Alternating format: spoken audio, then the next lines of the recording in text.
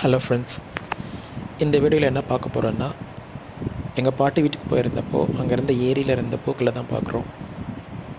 அதே மாதிரி அங்கே ஒருத்தர் மீன் பிடிச்சிட்ருக்காரு. நாங்கள் போயிருந்த நேரம் மதிய நேரன்றதுனால எல்லா பூக்களும் மூடிருச்சு. ஐ மீன் மார்னிங் அண்ட் ஈவினிங் தான் இந்த பூ மலர்ந்துருக்கும். இது பார்க்கவே ரொம்ப அழகாக இருந்துச்சு. முழு வீடியோ பார்க்கணுன்னா சேனலில் இருக்குது, மறக்காமல் போய் பாருங்கள்.